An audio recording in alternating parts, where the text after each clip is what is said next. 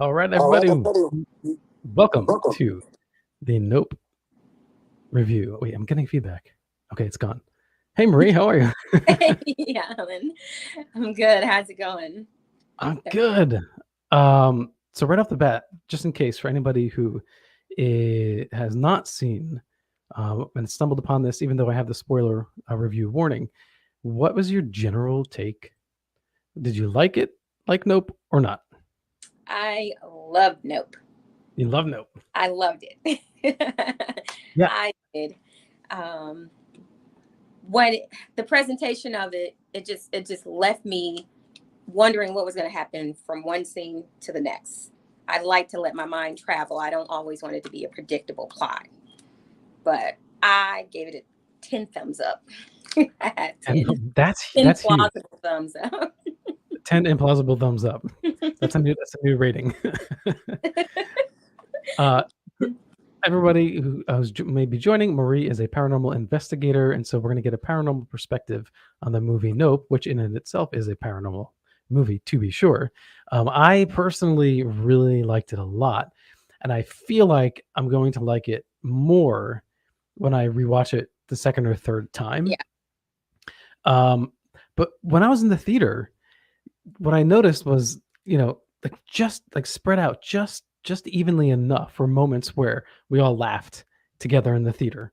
It had that Jordan Peele sensibility that was, built into it. Because before he made movies, he was famous for his Key and Peele bits, Mad TV, right, and then eventually on their own on YouTube.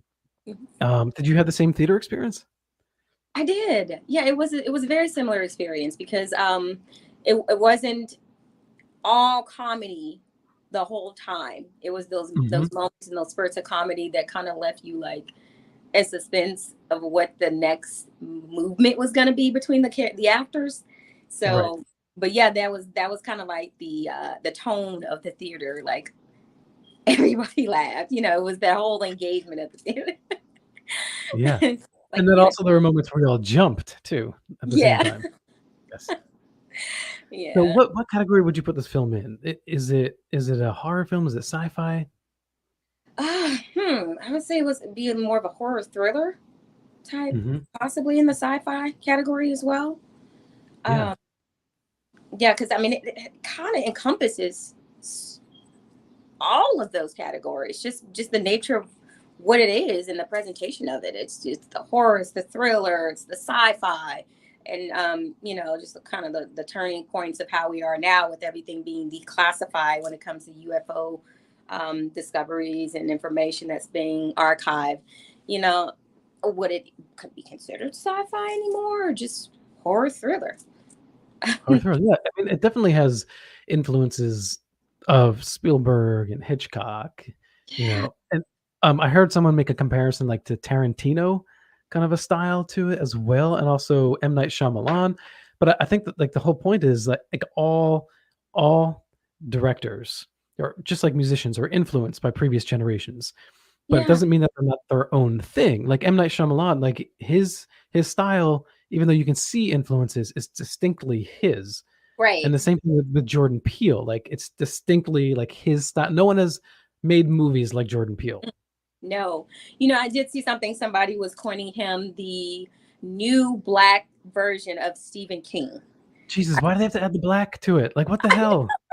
Can he Like just be just in his own version? Like, how the yes, other yeah, signature um, um, producers are. Can he just be Jordan hmm, Peele? Does he have to be right, collaborated or connected to somebody else? Just let him have his own image. But yeah, they yeah. said that. And the first thing that came to my mind is like, why does he have to emphasize black? Why? Why did it Well, have to? that's like I read an article. It was from like I don't know from the '80s or something about Joni Mitchell, the singer, and like someone had written about her and said she's the female Bob Dylan. I was like, why can't she just be her? Like why is she the female Bob Dylan? Why isn't she just? So it's the same kind of problem. Of course, there's two different ways to distinguish it. Like one, he is a black filmmaker, Yeah. and even though we're seeing more and more black filmmakers, it's still kind of an achievement to be a Yeah. black filmmaker doing like a blockbuster thing. So that's true. There's nothing wrong with saying that, Right. but then you're undermining it by saying he's a black-white version, you know? Right? Exactly. Yeah, Exactly. Kind of like it's like when you're making a comment and you say, "Oh, you look cute, but but right. this but takes away Uh, everything else." Yeah, exactly. Travis Martin in the comments says, "I saw Nope this weekend. I liked it." That's Yes. awesome. Yes. It's Good to good to hear, hear guys. because I was really disappointed with the Rotten Tomatoes score. It was Yeah. at the audience score last I checked was 71%. I need to check the latest score on Yeah, that. I need and that means there's a whole lot of people that had to give it like a 1 or 2 stars, yeah. and I thought that was not fair at all. The acting was brilliant. The concepts were brilliant. The directing, the editing, the graphics. It was all he had a $68 million budget for this movie, which I think was for all of the effects and the actors that were involved. Mhm. That's a substantial amount of money for this Yeah. particular project. And he didn't really leave anything out when it came to um the creativity of it. I just think it was just so paramount with so much creativity. Um just looking at all the aspects, because whenever you give a rating on something, you want to consider all the aspects of it. The characters that are performing, the actors that are in there, the tone of the movie, the plot. Mhm. If it can keep your attention and keep you engaged, there's so many different elements of rating. So to rate it a 1, it's like nothing about it was good. Yeah. Nothing. Right. Exactly. There wasn't an element that you appreciated. So it opened up with 41,000,000 in its first weekend. So if it had a budget of 68,000,000, that's actually pretty good because over Yeah. the next several weeks, and then of course, like, digital copies sold and all that, it'll certainly make a Yeah. profit. So it's not like it's a loss for him, but I really think that it should have been a huge hit for It him. was a huge hit. And And I I yeah. was I was so disappointed. A lot of people told me they didn't like it because of Kiki Palmer. Some people weren't in I favor could of Sorry, go ahead. like, what? This is Kiki from a new angle of what Kiki typically does. First of all, I've Yeah. watched Kiki since Akila and the Bee, and she was Oh, guess always what? I was an extra on the set of Akeelah and the you Bee, by the way. were Yeah. Yeah. that's the There's some still frame in the movie where you can see, like, this much of you my can see eye it. in the movie, yeah. Oh, God. Hey, that's worth it. That movie was a good movie. That's worth any part of being in that movie was a great opportunity, even if it's just an Yeah. eye socket. Yeah, but she is amazing. Yeah. So I had so many people because I asked them, have you seen the movie? And then they're like, yeah, but I don't like Kiki Palmer. Huh? Okay. I just think you should learn to appreciate her craft in a different view. So she's done quite a few Yeah. other projects. She did a project where she was playing a stud, and even though I'm not particularly favorable over that, I'm not biased to it or anything like that. She played the hell out of that role. She did Mhm. such an amazing job in that movie. I can't remember the name of the movie, but she played a stud that had Mm. girlfriends, and she was kind of like a pimp. So, so her kind of like her demeanor in the movie Nope, it was very similar with that same alpha female presentation that she's got. Mhm. Yeah, yeah. I think it really complemented the tone of the movie. And her range. Yeah, just it's I just and then to have Daniel Kaluuya in there, he's very popular with a lot of Jordan Peele movies. He's been featured and casted in several different movies that Jordan Peele has had out, Mm. and other projects too. Daniel Kaluuya is an amazing actor, and to have them two collaborate together, I just thought it was a Yep, fascinating combo. He really thought that one through, putting them two together. he did. Um, Yep. it's just so many different elements of it that I'm like, why aren't people taking to this? But yeah, a lot of people were saying that they didn't favor. I said, okay, other than Kiki Palmer, you're saying that you didn't Mhm. like her. What other elements of the movie did you did you actually enjoy? Because it's so many different compound things to like. Yeah, I mean, I can understand, like, not liking a character, like, in the film. Like, there's movies I've seen where there's, like, one particular character where I just don't like the way the actor is playing the role. Um, but with Kiki, she was she had a quirkiness to her, but like a confidence, Yeah. like a persistence, and she she was able to, you know, when she's, at one moment she's like crying when they're in the house, Yeah. and you could just see her. She finally kind of like that sort of that bullish strength of hers just it finally kind of like crumbles, Yeah. right? That Yeah. and then she's like really vulnerable, and I thought that was a really beautiful moment.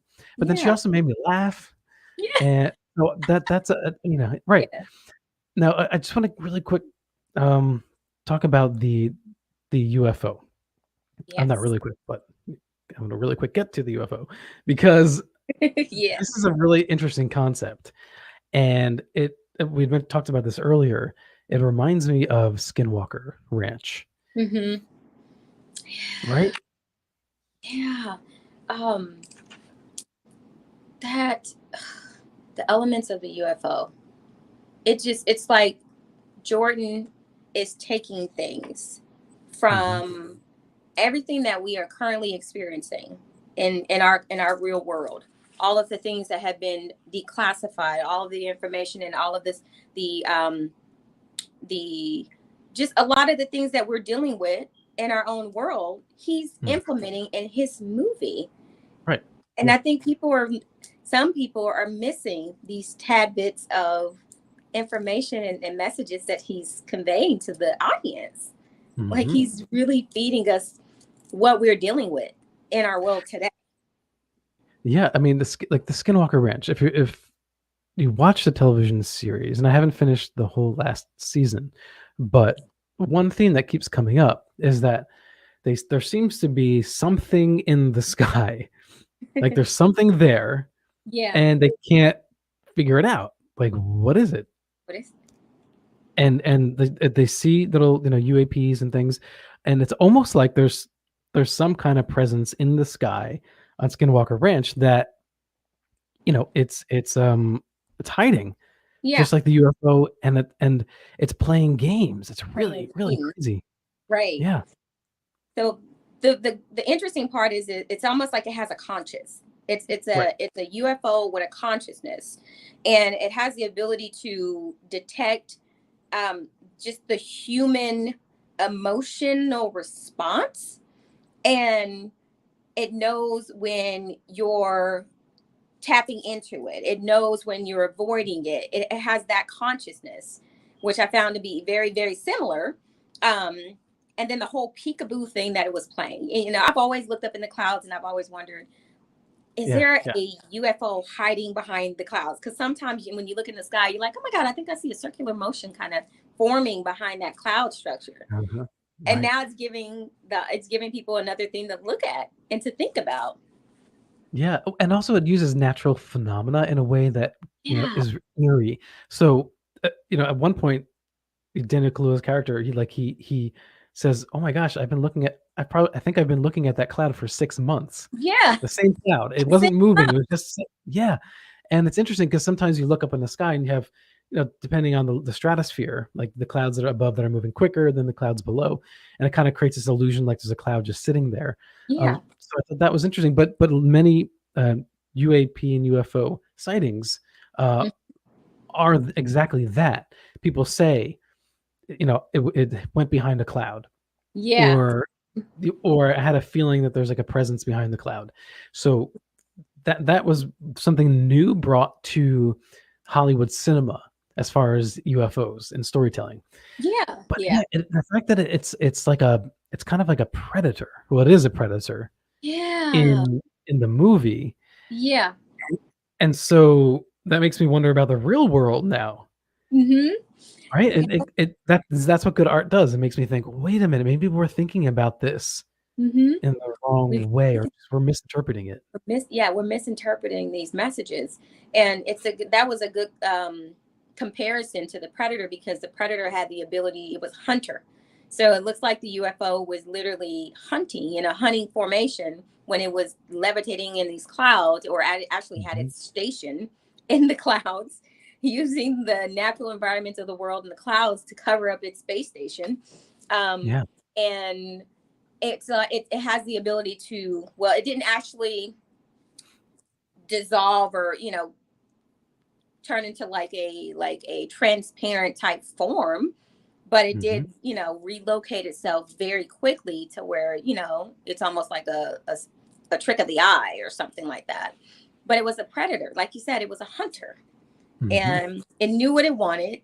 It kind of got a little confused with distinguishing to what was realistic and what isn't realistic, which actually Mhm. makes me think about something.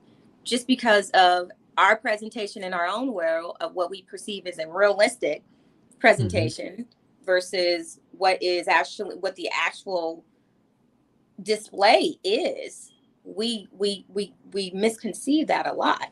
We Right. misconstrue. Well, and I'm sure you have to deal with that in paranormal investigation too. Yeah, yeah, I deal with that a lot because, and it's a lot of what do I call it? Preliminary research that I have to do before, or investigating that I have to do to make sure that what is being seen is actually what that person is actually seeing. Right. Yeah. Is this what you're claiming it to be, or is this a figment of something else? Which Mhm. is which it can be. So like anytime I do an investigation, I require that there be a preliminary investigation to rule out anything questionable. Mhm. So that That's ship from Nope was doing his preliminary investigation, ruling out if these are real horses that I'm going to be trying to get, or if these are those simulated horses that are standing in the field pretending to be what I want. right, right, because the fake horse, the Yeah. hard plastic horse that it did swallow, after that, he would it seemed it was hesitant to eat horses because it was like, "I'm not sure what I'm getting into." Right. Yeah, yeah. It was like I And gotta then it wait. just gobbled up all those people instead, like, what a horrific moment. It Like, honest to goodness, I didn't think it was gonna eat No, all of those people. I Yeah. know, but it was. I had to think about this the other day. I was like, okay, well, Daniel Kalua didn't look up at it. He came to this conclusion that if you didn't acknowledge it, if you didn't make Mhm. direct eye contact with it, you're pretty much invisible to it, or it doesn't attack you, or it doesn't follow you. Yeah, I didn't understand that. Did you He understand that? made that. What I concluded out of that, Mhm. with African American culture, we were taught not to acknowledge the things that we fear. So if we acknowledge them, then we can Mhm. be consumed by them, and then they will take over us.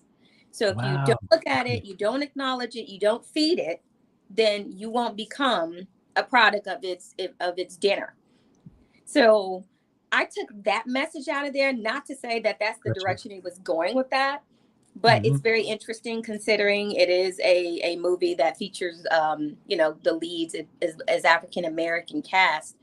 And I said that could be very significant to not acknowledging specific things and the correlation between our Yeah. culture. Yep. Um, I thought that was really interesting because at that event, the stable was it the stables, or what do you call that? When everybody was on at the bleachers and they were looking up at it, and then they had the horse, Oh, but the horse yeah. wasn't acknowledging it. The horse knew to look down, and Right. Right. and I guess it couldn't get out the cage either way it went. It just didn't move. It just was like, I'm not getting out of here. But everybody else looked up, so they were And consumed by it. and what's freaky about that, because that was probably the most poignant moment where his commentary on how we treat animals and our obsession with sort of dominating nature, it Yeah, really came to fruition in that moment because, this movie opens up with, like, just a really eerie, creepy, I mean, that like, you can't get any more eerie than that. yeah, Like, that camera zooming through the backstage, like, yeah, moving, and then it lands on this chimp. It's got yeah, blood all over it, and there's, like, the legs of a little girl sticking out from behind the couch, and the chimp, it's kinda looks like it's disturbed, like, what did I do?" Right? But yeah, it's an animal, and we've heard those stories where chimps just kinda go crazy. Like, yeah, there was a woman, I think this was about 6 years, 7 years ago, there was a woman who had a pet chimpanzee, and her friend was a frequent visitor of her house, so the chimp knew her friend. And then one day her friend, pulls up in the front, gets out of her car, and she apparently had a new hairdo, like Mm-hmm. totally different new hairdo, maybe different color. I'm not sure, but they think that the chimp was somehow freaked out by that, Oh, oh and wow. it charged her and started eating her face. And Uh, so this is a real story, and it's not the first time. Obviously, Sigmund, what are they called? Oh my God, Sigmund Freud? No, Sigmund Freud? no, Sigmund No, not Freud. Sigmund Freud. Could somebody help us? The Tiger Tamers. Oh my God, Siegfried and Oh, Roy. Siegfried and Roy. okay. Yeah, yeah, Yeah. yeah. So and they had the tiger turn on them. So this is a theme that he starts with the very beginning, and then so this young boy who survived that massacre by the chimpanzee on this movie set when he was a young child actor, grows up and then has this ranch where he's, basically like putting on a dog and pony show, selling tickets to, a Western world. And his big feature was that he was going to tame this creature. And I thought Mm, that's crazy, like the hubris that he would have, yeah. or somehow I think that maybe he thought he was special because the monkey didn't kill him. And I don't mm, know. he thought he was untouchable, or he had um, this ability to avoid danger or avoid Yeah. being taken by danger. Because I Mhm. thought that was a very bold twist when they drew to the part where they were actually having the show, and then they started to do the flashbacks, and I was like, oh, that's right, that's where he's from. He's the kid from the beginning. And then the girl, oh my gosh, when they displayed her face and it's ripped off, that makes more sense to the connection with the other chimpanzee that ripped off the lady's face. um and then for him to position himself with such a dangerous, questionable creature, I guess you can call it, because it actually wasn't a It's creature eventually, and taking such a risk was Mhm. just like, it was fascinating. It was like it displayed like such a captivating role of bravery, but it was almost like, you're so ballsy for this. You're so ballsy to be in that position and to have all these people entertained by that, and to have that going on obviously for a certain duration of time. Like, he's been generating money off of this creature by sacrificing the horses to the creature. But you would think, like, if the horses are there and he's such a predator, why wouldn't he just take all the people that were there too every time he has a show? Right. I don't know. I think that was the first show. That was the Oh, first time he was doing this presentation, like, he was building up to this moment. So he oh, created his, like, fantasy Western world, and people were coming and going on rides or whatever. And and this was, like, what he was building up to, because he had somehow on his own discovered this thing that yeah, is in the sky. And obviously, he discovered this long long before Daniel Kaluuya, yeah, characters discovered it, right. And yeah, I kinda feel like, and then he invited the his co-star, the child co-star that was yeah, maimed, or mauled by the chimpanzee, to mm, that show. And I'm thinking, this girl, now a woman, was literally, her face was just smashed and tore up by a wild animal, a chimpanzee, yeah, and yet you're bringing her to this event. Like, what's the thought process in that? yeah. You know, I think the relationship, he probably felt like he had a responsibility to her because he was the only living surviving individual from the cast, and then, well, Mhm. other than her, and he felt like he had an obligation to make sure that she stayed, or he stayed, a part of her life, maybe, and for her to be like a support. And because I guess that was his partner, that was his. He was like, I can't leave my partner, I'm going to take her with me no matter where I Mhm. venture to in my life. And his loyalty stayed with her despite her disfigured image. Right. And maybe, and in a sense, he felt as if he was um you know disfigured in an emotional way because of Mhm. what he saw and that traumatizing event. So he had his loyalty to her. um that sucks that she had to go out the same way that he did through the spaceship like that, but they were still together through Right. that device. They were still together through that tragedy. Um, there's so many, just so many different messages that I took out of it. And then with the whole, a lot of people were wondering, well, what's this monkey got to do with anything? What's the connection with that? And Hmm. I started to just look up because I didn't know the history of, the behavior and the mannerisms of monkeys and their involvement in things. So my first thing was to try to correlate and connect it with any type of space association or any type Hmm. of UFO association. So when I found the information on Gordo, the monkey that was part of the NASA program back in the 1950s, and that was a part of that NASA program, and they were sent out to space. But unfortunately, that monkey didn't survive, from what they're saying. The monkey was the only thing that didn't survive from that program, and Right.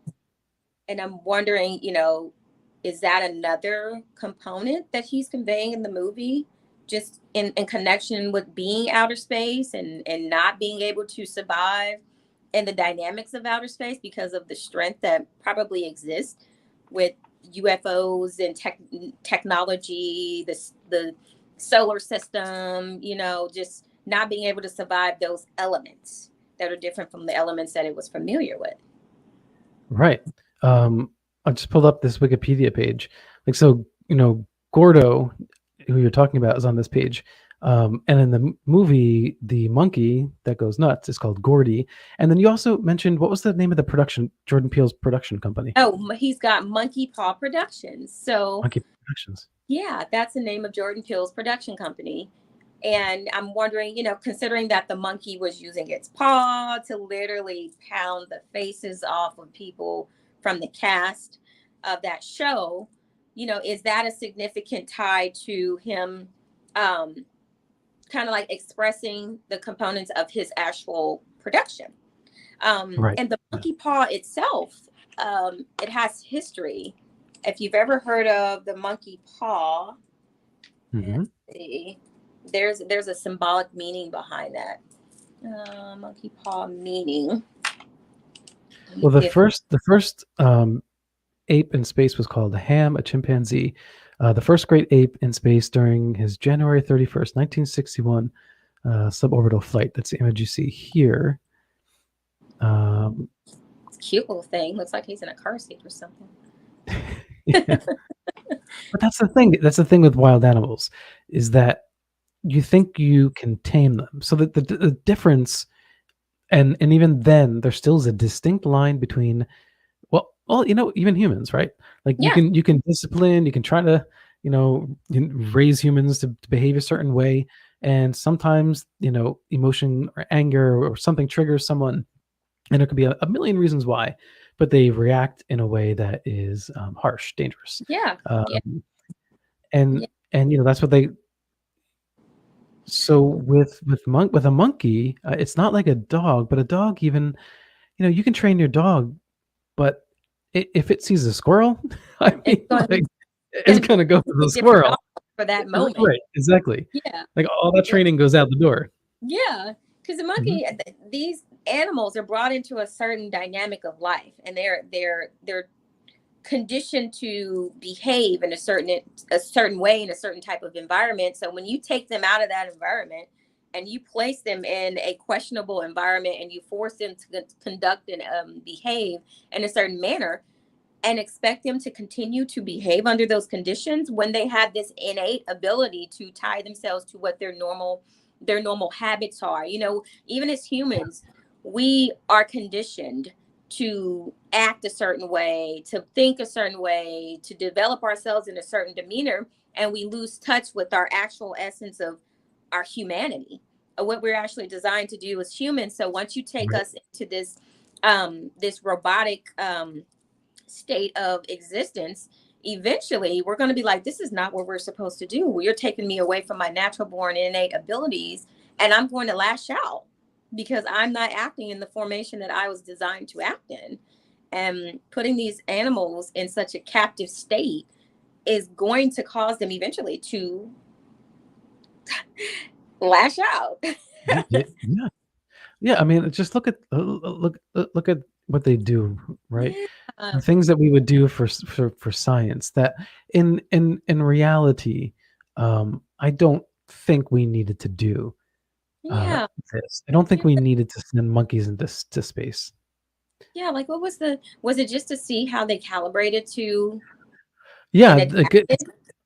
right, exactly. So they can take measurements, they can study their blood, blood Yeah. oxygen level, nitrogen levels. They can, see the effects on any physiological effects on them because you would compare that to what okay, how would a human react? Yeah. But I still think that it's unethical. I think it's wrong. Yeah. Um, and I hope I, maybe are mice better? I don't know, but Right. I'd much rather a mouse than a chimpanzee be sent into space.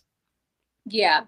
Because they're more, very similar to our human form, and Well, yeah, but DNA, we're almost yeah, identical, right? yeah. So you got like Homo sapiens, sapiens.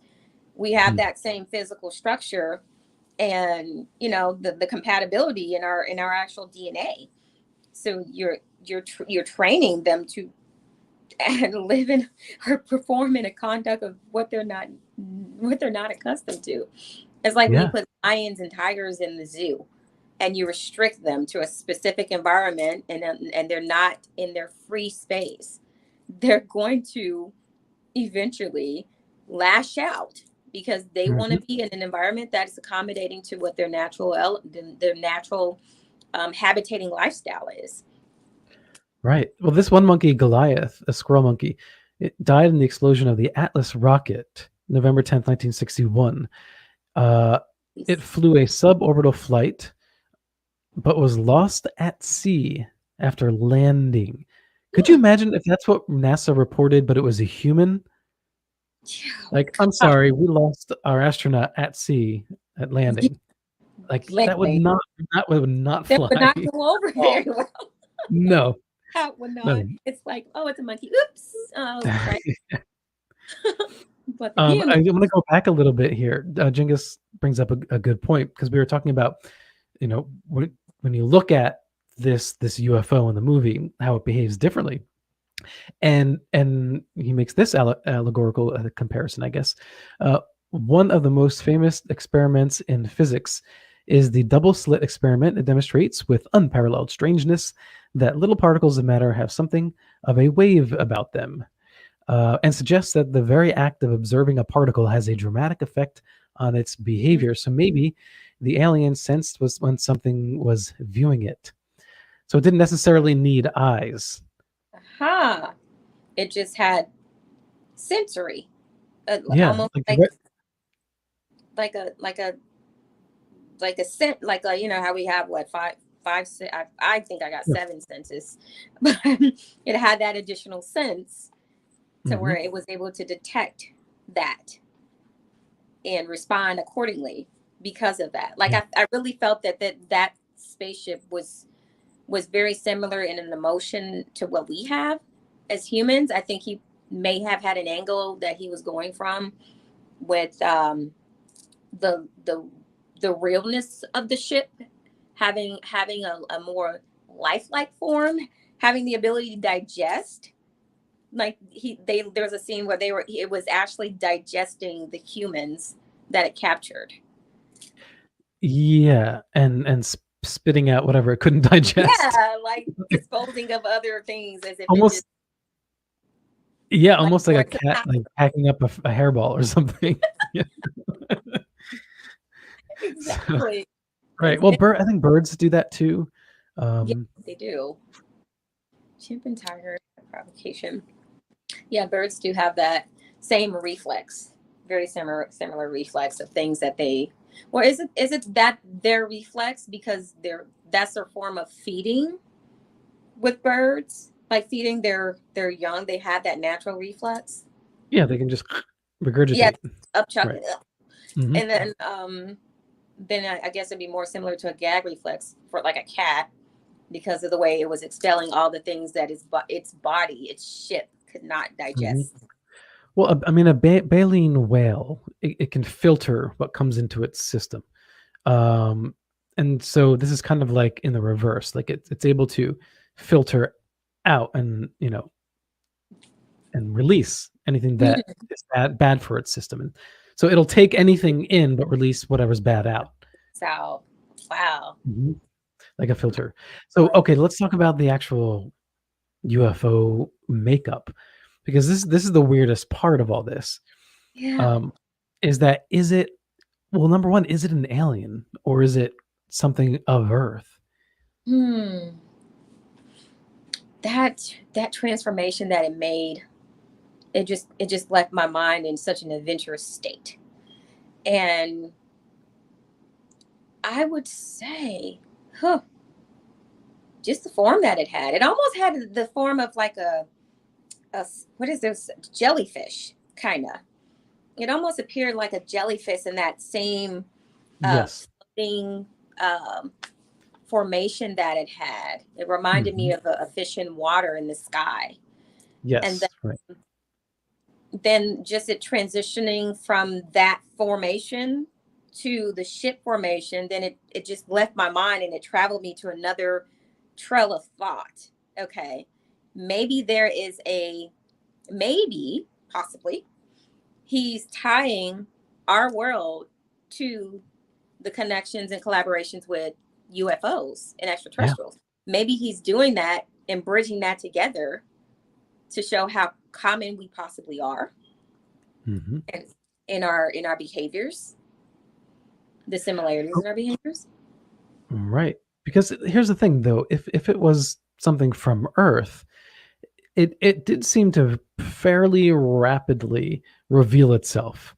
It's Yeah. like, in the beginning, it was hiding a lot more, Hmm. and then as time went on and as more contact was made with it, more instigation, then Hmm. it was more bold, and Yeah. it showed itself more. It was hiding less and less until the end, obviously. It's almost like it doesn't care at all. It's almost Yeah. just like an angry, grizzly bear. Yeah. Um, and so that tells me that it's probably from space, Mm. because if it were from Earth and it reacted that way in such a short time, then whatever that species is, it's almost like the idea of Sasquatch. The idea is that it's intelligent enough to know that it needs to hide, to stay Yeah. away from humans and all that kind of stuff. But and that's why it's lasted so long in the wild, unseen. But with this thing, it was within 6 months' time. It's like full on battle with humans. Yeah. Um, I think that it was an interloper from space. Hmm. Because the material, like you said, it's almost water-like. Yeah. And when you see the innards of it, when it's digesting the people, and any other shot later on, it looks almost like a biosynthetic. So maybe Okay. it's like a silicon-based life form. It's Mhm. like kind of like a hybrid Yeah, like a between. high. Yeah, yeah. So it's Huh. not flesh, not like biological flesh like we know, Yeah. but it eats biological flesh. But it eats biological flesh. It Right, survives on right. Hmm. it survives on meat, a certain kind. I guess it doesn't really certain kind of meat. So so many similarities there. But yeah, if I were to say, would I tie it more to extraterrestrial form or more to earthly form? Definitely extraterrestrial form, more UFO form for sure. Marco says, "Where can I watch?" Nope, Marco. It is in theaters right now, as we speak. Yes, Um, yep. all over So the this world. is all over the world. Yeah, there were so many aspects of this film that I really appreciated. One thing I didn't understand is people's comment that it starts slow, and I totally disagree. I did not feel that at all, Yeah. and Um, everything was a payoff. yeah. And everything bridged together. It all made sense. When you watch it all the way through, you're like, okay, everything is tying itself together. But I Mhm. I like the introduction of the movie because it took us from an era, what is it, like the 1960s, 70s, 50s, or something like that. And then it sped us into a very graphic, entertaining scene Hmm. with being on the stage with the chimpanzee. And then it just continued to transition into more adventurous scenes. I didn't feel that there was any downtime in those those scenes and those gosh, I just totally went blank on what I was trying to say as far as the transition process. I just didn't see any downtime. Could there have been a little bit of downtime when, and it wasn't even downtime then, when Kiki and her brother were kind of reacclimating to being in that house? There was Hmm. still activity then. There was still a compound of activity that was consistent. I just didn't see it starting off slow. I seen the whole introduction as being so intriguing. Right. And Well, the opening starts with that really eerie, scene, and yeah, then when his father dies, I mean, that's that's a very intriguing and upsetting, but intriguing moment. yeah, it really was. And it just all tied together as far as explaining the tone of how and what to expect, kinda, but leaving you in enough suspense to where it's not Mhm. giving you too much information in the beginning and overwhelming you and becoming a predictable plot, which Yeah. is what I hate. I hate predictable plots. And Right. majority of Jordan Peele's movies are just non-predictable plots. Like, you don't know what to expect, Yeah. and Yeah. your mind is constantly on an adventure. So, and I think that's the angle with majority of his movies. He Mhm. doesn't want you to be bored with what's going on. He wants you to be in suspense. He wants you to have that emotional engagement, and he wants you to look forward to what he's going to do in the next scene, which could Mhm. be anything. It could be a compound of anything. Yeah, I mean, that's why I like the movie Signs so much. M. Night Shyamalan's Signs. To me, that's one of the best alien movies ever made, and it's not a lot of action. I mean, much less Yeah. than Nope, like way less than Nope.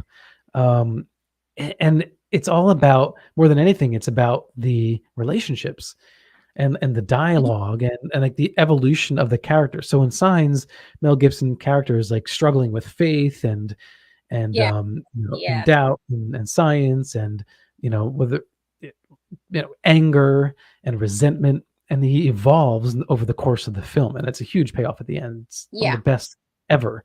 And here, you have Daniel Kaluuya's character and Kiki Palmer going through their own evolution, Yeah. and that's what makes a really great screenwriting and films, is that because you have this amount of time to create an arc for a character, an arc that sometimes people would much rather have like 8 or 10 episodes of a series to do. Yeah. But Yeah. to do that in one movie Mhm. is exquisite writing, especially to do that with two different characters. And on top of that, they gave Angel an arc, which, like, you know, I actually kind of cared about his character. At first, I was like, "Oh my god, what a douchebag,"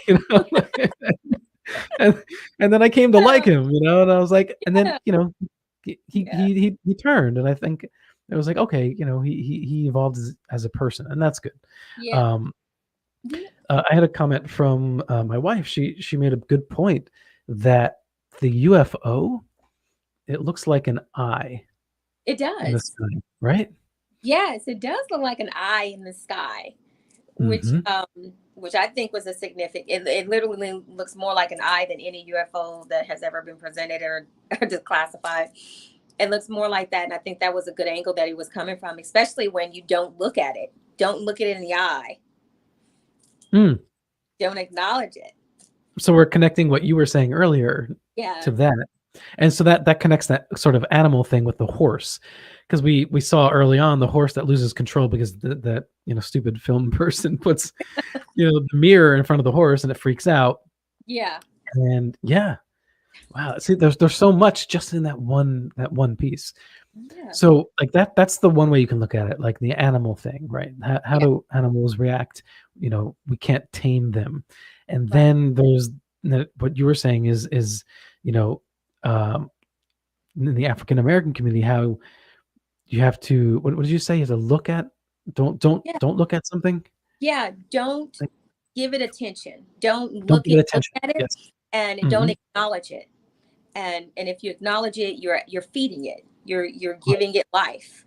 So that significance is what I grasped from that part of the movie when they were not allowed to look at it or make eye contact with it because it's going to take over you. Um, Mhm. I would love to hear his story if that is actually the truth about that. Yeah. That I is don't actually yeah, I how don't it know how much he'll ever reveal, but maybe one day. Yeah. I would never. Uh, but was there anything else in it that you saw stand out significantly that for the African American community that maybe I wouldn't notice? Yeah. There is it's always a taboo discussion when it comes to extraterrestrials, UFOs, anything to do with phenomena. Mm. Um so Right, it you've was mentioned good, that before, yeah. yeah, it was actually good to see how wasn't so dismissive of her brother's testimony of what he saw, because typically there's that cliche response, oh, you're joking, that same Mhm. um cliche, you're seeing stuff. She immediately absorbed what he saw and took Right. whatever he said as truth and was like, you know what, this is it. Let's figure out how to capitalize off of this, because obviously it's been around for a while and we need to figure out how to get it on camera. So I think that was a good turning. I think that was a good message for a lot of African American people to not be so dismissive of things just because you personally haven't seen it or you personally haven't experienced it, or you haven't been a part of it, Mhm. to not also always be um you know biased about things taking place. So I think that was a really good angle, that a transition of an angle and presentation that the movie displayed, Mhm. that I think a lot of African American people are going to be more conscious to these things, and to the existence of things outside of what they consider their norm, um, and just be more open minded.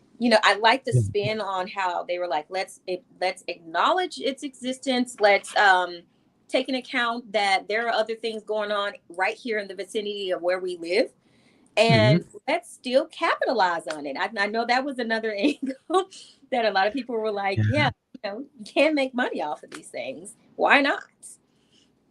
Yeah, it was interesting the way Jordan Peele, uh, portrayed Hollywood, I guess, or I mean, maybe it was a commercial that they were filming. I'm not sure, but sort of the dismissiveness that these people had, not just towards the horse, but towards Hmm. um, Daniel Kaluuya's character. And at one point, Yeah. one of the actresses, he introduces himself or something, and he says, "I'm OJ," and which is Otis Jr. or something. I forget his last name. And she goes, she says something like, "OJ, that's your name?" Mm, Kind of like implying OJ Simpson. Like, yeah. really?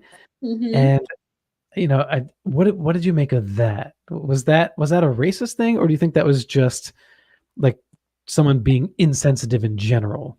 Yeah, I think it was more of an insensitive approach. And anytime you hear the name OJ, you're out, and if you're black, you're automatically going to be associated to that individual, because that Mm, person unfortunately has a household name for something not good. So when mm, you make the reference to somebody who is of the same physical appeal, then it's mm. automatically going to come off as, okay, you're associating me from a racial aspect, or you're just being an asshole. You just being Maybe both. You're just being uh an a-hole.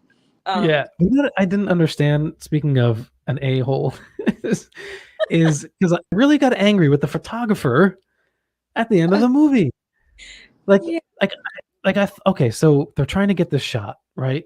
yeah, And he builds this mechanical camera so that, yeah, electronics can't be turned off by this thing. And that's another thing. This thing in the sky, this UFO can turn off electronics. Yeah, So yeah. it's not just like a whale in the sky. This has got some weird Manipulate the physiological frequency. integration.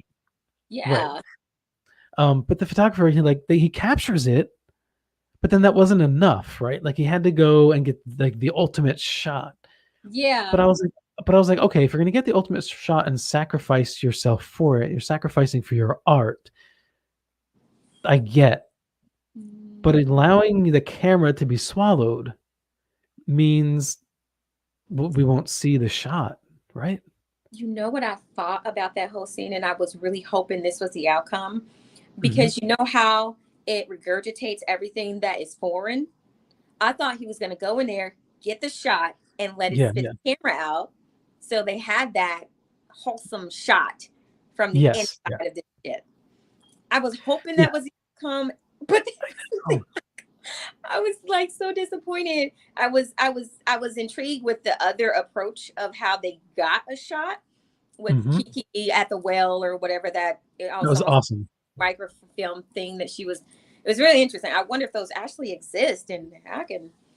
Well, yeah, they do still have those kind of things at fairs and, like, those photo booths Yeah, where it's like an Instamatic, um, yeah, so you can't fake it. You can't digitally fake it. yeah. So whatever it captures on the lens, that's real, and that's why It, it was a great payoff. yeah. So that was the ultimate Oh, shot. I But think I was, I froze up. Marie? Oh, no. I think hello. Marie's buffering. Yep, okay. You were Yeah. buffering, you're back. Yeah, I was just hoping that that's what the photographer's goal was just to get in there, Mhm. get the shot, and let it be regurgitated. But that just, oh, it was such a disappointment, and maybe he really didn't think that one through. Maybe he was thinking that Yeah. that was gonna be the outcome, but then it was just like, oh my gosh. Well, he incorporated real elements into all of Mhm. this.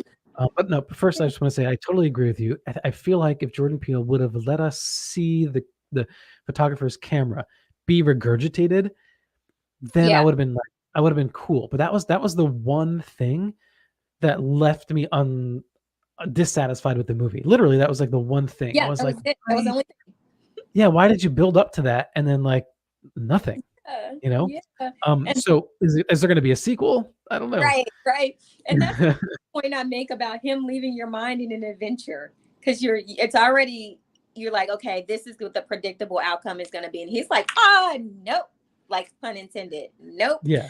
that's not what's going to happen. This is what's Well, going to happen. Kiki's going to get the good shot. So I like how yeah, it yeah, that's true. tied her Yeah. into being that victorious person, Mhm. when it comes to But capturing what their initial goal was the whole time, is to get the shot of that thing. Mhm. So I do like that, the redirection that it went with it. But that was the Totally. only thing that I really was like from the whole movie. Other than that, Yeah. I think well, absolutely. that's the thing is I think that he needed to explain then better why, that the camera wasn't regurgitated, because that's what everybody in the audience is thinking. The camera's gonna be regurgitated. So if Yeah. it's not going to be, I need to know why. That Hmm. was the thing. I'd like, "Just tell me why," you Yeah. know? Yeah. Um, so I wish he would have done that. Yeah.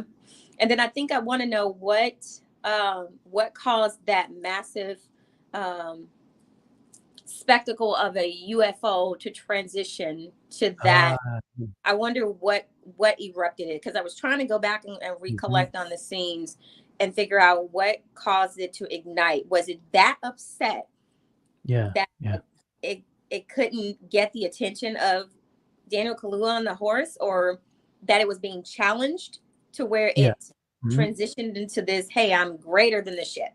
This is a Right. new version of me, and you should be afraid of it. Like, Yeah, was it it? kinda reminded me of like a puffer fish, like a Yeah, blowfish. yeah. Yeah. All of a sudden it was like, "Oh, I'm gonna get much bigger now." Like, "You better look out." You better watch out. This this space gets bigger.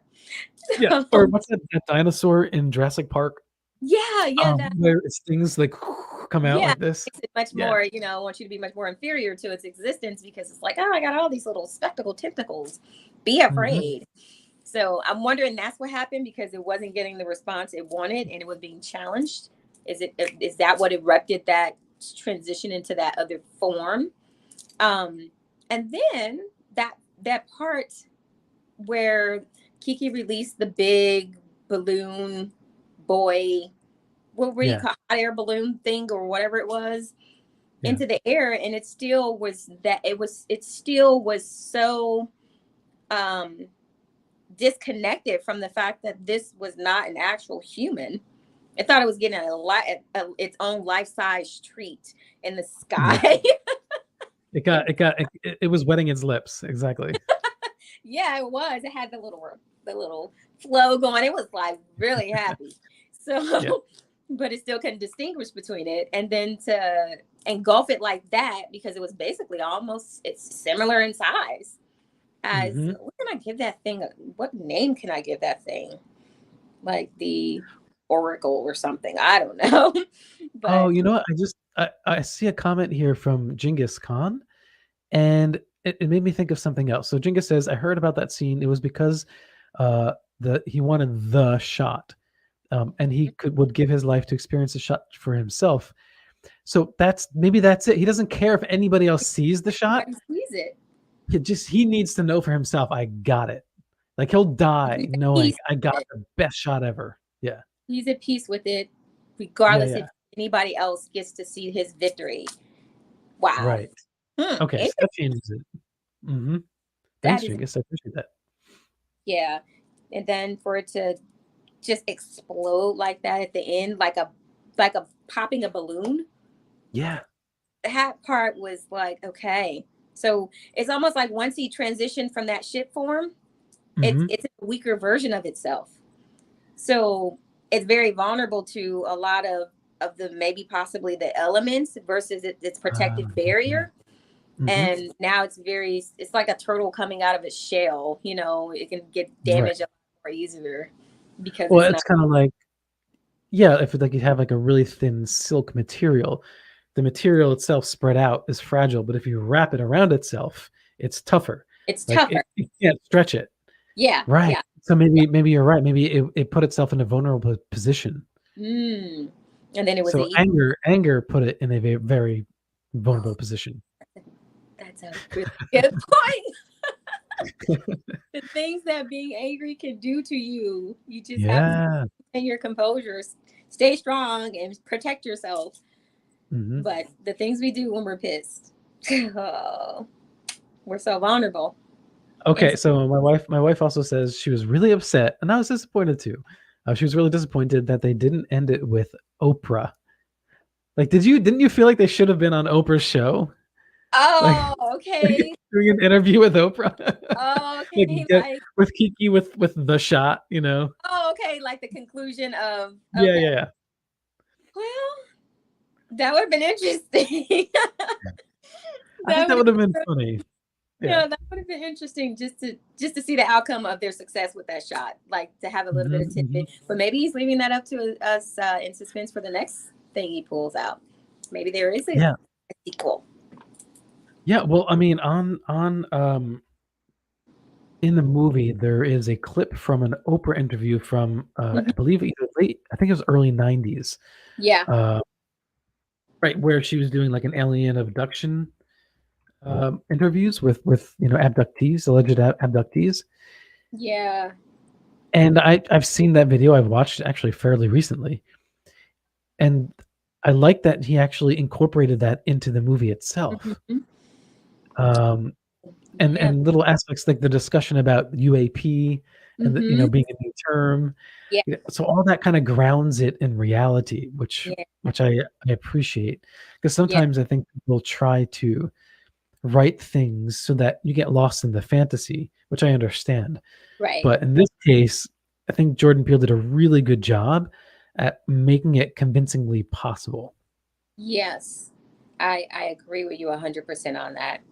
He he conveyed everything in that movie for us to understand that the realism that can take place in this and um the cultural the opportunities culturally to accept the things that we don't always understand in a different perspective and having a different look at it and being Right. aware of our surroundings. Yeah. Well, I mean, especially if you are a desert dweller, you have to be aware of your surroundings because it can be deceivingly benign, but Yeah, there are creatures out there. yeah, there are. I'm investigating them. Yeah. So overall, what impressed you the most about it? Let's see. What impressed me the most was how a very dull situation with Kiki and her brother Hmm.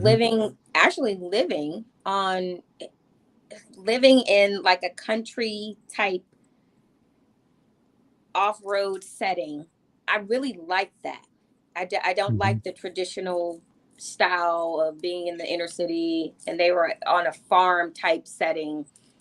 That I really was impressed with, and also the having the brother and sister combination and Hmm. unity to fight together was what Yeah. I liked the most, because a lot of African American cultures, we are always portrayed as having a dispersed type of a relationship. So for them to come together like that and to be presented together and to conclude together on top, I like that the most about the movie. Yeah. So what I always learn something from his movies, and one interesting fact that I think everybody who watched this movie will never forget is that the first ever animated motion picture was of a black man on a horse riding, right? And that's something I know I've seen that before and I've seen that image, but I don't remember being taught like that was the first time an Yeah, animation was created yeah, for on film. yeah. There's so many different little elements, like with him presenting Oprah Winfrey, and I didn't even know that they had that whole um show about extraterrestrials and UFOs. I just found out about Mhm. it watching the movie. I never even knew that. So Yeah. to tie that in to where it's like, okay, guess what? This has been a discussion in the Black culture. This has been implemented in previous dates and times versus just now. It's just Mhm. bringing it to the light in a different form, to where we are conscious that this stuff has been presented before, when we have that social consciousness about these things. Right. Social consciousness is a theme that runs through all of his Yes, films. Yeah. he's very very big on With my building new TV. Are you building there? that. Yeah, Okay. can you hear me? Yep. Okay, it was a little bit of chatter there, but yeah, he's very big on that social consciousness with all of his movies, and he wants us to take, not even just in the African American culture, definitely in the foreground of the African American culture, but also just in every, and for everybody in every aspect, to always understand that there is another explanation to why certain things are happening, and not to be so closed minded to life and the other elements that life can present to you. He wants you to really take in account of the other, just the other components of what goes on in this world that we may not be privy to, because we're conditioned to believe that life exists in one form, which I You're think it's yeah, you're I mean, you're very much jumping into like the whole UFO thing yeah. um as Mhm. of late. So this is an uncovering of ideas. So okay, I'm gonna pull up the let me pull this up in just a moment. The Horse in Motion, the original. I think the one shared in the movie was like slightly tweaked. It was changed a little bit. Yeah. Uh, but this is the actual Yeah. 1878 first film ever. Wow. Hmm. So that was, gosh, it almost kind of looks like Daniel a little bit on that horse. That's what he That's wanted. interesting. That's the element of the presentation that he wanted to see, that this this is nothing new. This is what it's tied to. There were Yeah. so many messages in that movie. I think it was such an educational movie. It's Hmm. like you literally want to go research everything that happened in there to see what it could be tied to and what I know. historical component it could be tied to. Like I'm Yeah. gonna literally go watch the movie again. I might even go tonight if they have a screening at 10 o'clock. But just to see what other things I can bring out of the movie that I could research because there's Hmm. so many ties to so many different things and so many social references, predated social references that can be explained that we're not privy to. I didn't know about that horse. Hmm. I didn't know about Yeah. that association. I didn't know that existed and was already something that was a pre-existing informational platform. I had no idea. Yeah. I mean, obviously, this is the thing. I think this is the problem with the film. Not with the film, with people's perception of the film. Yeah, I think that we've been so overly saturated with Marvel films and other types of blockbuster movies, yeah, even movies like Bad Boys, like the most recent Bad Boys. I watched it, and I don't know. I was like, this is so. It was so 90s, but not in a good way. yeah, Like it was like I don't know. It felt I don't know how to say it, but like kind of immature. Like it was Mhm. like it's like the movie style didn't grow up. Yeah, I thought, yeah, Martin Lawrence and Will Smith were great in it, but it was just like, ugh, I don't know. It just didn't yeah, resonate with me. yeah, Uh, yeah. I wasn't a big fan of the new Bad Boys either. It was yeah, and it just was just went with tropes like witches are evil. Like I was like, yeah, really, we're still doing that? Like, uh, yeah.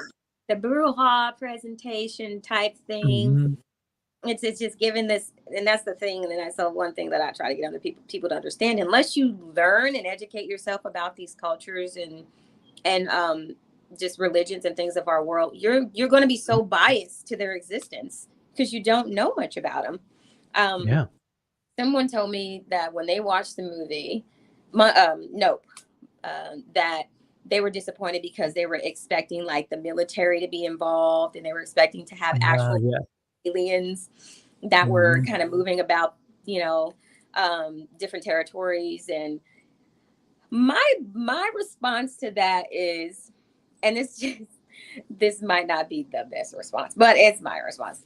I said, I said, well, it's black people, so there has to be a good, somewhat of a good subtle ending because if you got a bunch of aliens rummaging all around the territories and there's military involved, most of the time the military is outnumbered by the forces of those extraterrestrials. So there's not always a happy ending in those situations right, because it's like, mhm, okay, everybody's gonna die, and then they're in that disposed form. And I said that's probably why he didn't want it to be in that angle. He wanted black people to be victorious in the situation, and that's why the ship died. That's why there is no continuation of the ship parading about. That's why there's not 500,000 aliens attacking the city and a whole bunch of military personnel because he wanted to portray a victorious ending yeah, because black people. That's my perception of it.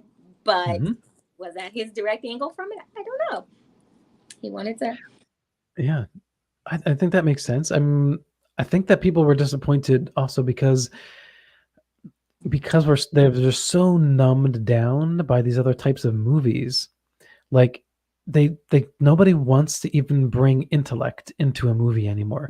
Like honest to goodness, I really wonder if ET were made today, not in the 80s, if it were Mm, made today, would it be as big of a success?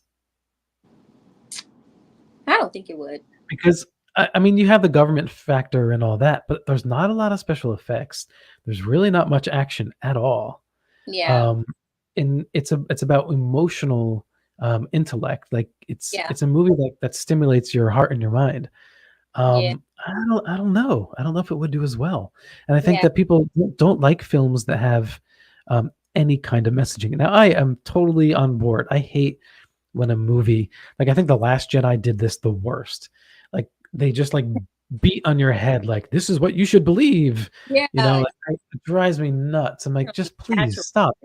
Yeah. Yeah, even if I believe in what you're saying, like, that's not how I want, like, to be Yeah. treated, as a viewer. But Jordan Peele doesn't do that. He Yeah. doesn't do that at all. But he does make you think, and he does kind of challenge, how we perceive,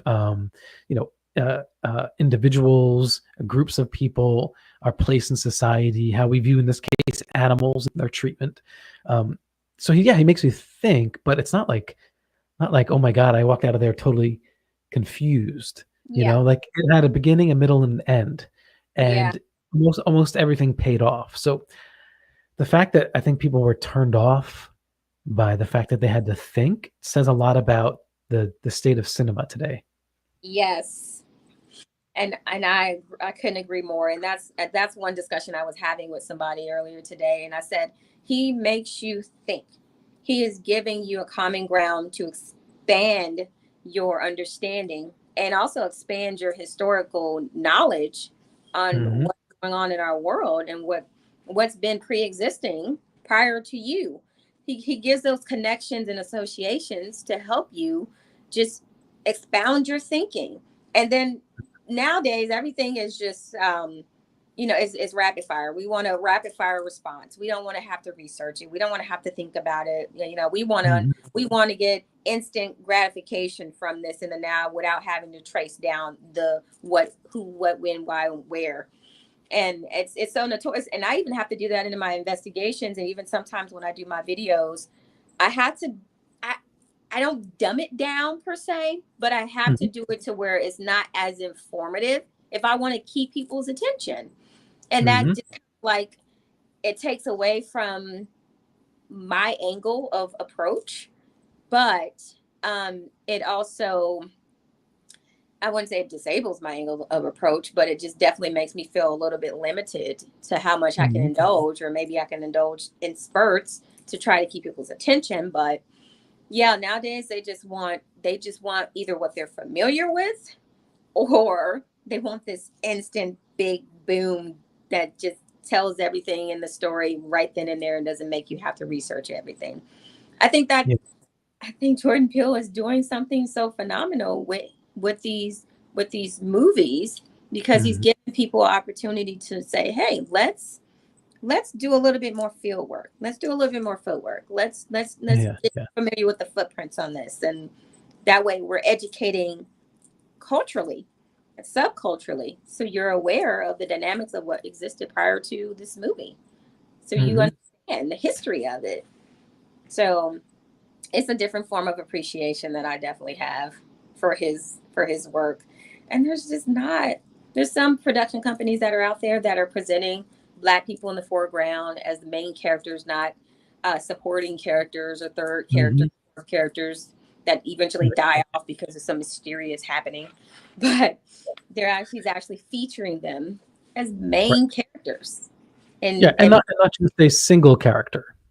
yeah, Not just a Will Smith movie, with yeah, a bunch of, like, it's a cast of characters, and Angel's Latino, and so yeah, I mean, obviously, what's his name? Steven Yeun, who plays the little boy, he's Asian. So you have this diversity of cast, yes, which, diversity. again, like, diversity of cast has nothing to do with the quality of movie, but it's just nice to see, to Yeah, give oh, it's like Kiki Palmer is such a great actress. So of course she should be having more roles. Why isn't she getting more roles? yeah. 'Cause if you want to make the argument that people get cast based on their merits, well, then there are people that are being overlooked who have damn good acting chops. Yeah, Yeah. that And you can't, I mean, these are good, right? Like Black Panther, Nope, Bad Boys for Life, like all these, like, these are kind of franchise movies yeah, that are good in that regard. Um, but I think people want to see that more across the board in mainstream yeah, cinema, not yeah, just franchise movies. Yeah. yeah, yeah. He's definitely setting a new tone for presentation of movies and films. And Mhm. I would love, like, this is one of my goals, okay, to have Jordan Peele feature me in one of his movies, take or take my story and turn it into a movie. I would Jordan absolutely. Peele, if you are watching this, which I doubt he ever would watch it, but By God, man, put Marie Jackson in one of your movies.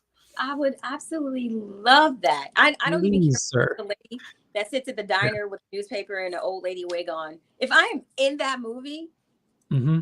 I'm okay with that. I don't have Yep. to Do you be. see the things she would do for you? I'm She would very, do the very, old lady wig for you.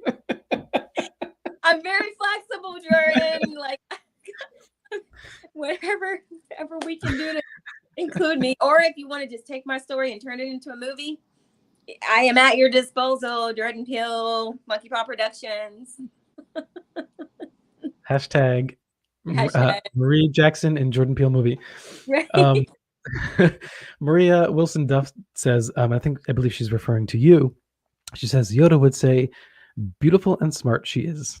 Oh, well, thank you, Maria. That's very nice of you. But we've been going on for a while, Maria, and I'm sure we can keep talking, but we should probably Yeah, wrap it up, especially if you want to go see the movie again. I know, right? All right. Well, thank you so much for hanging out and doing this with me. Absolutely. It's always a pleasure. So, always a pleasure. Same here. Same here. All right. Thank you guys for joining us for this Nope review. I hope it was informative. I hope you had fun. And I guess that's pretty much it. All right. We'll see you on the next episode of whatever comes to Mystic Lounge.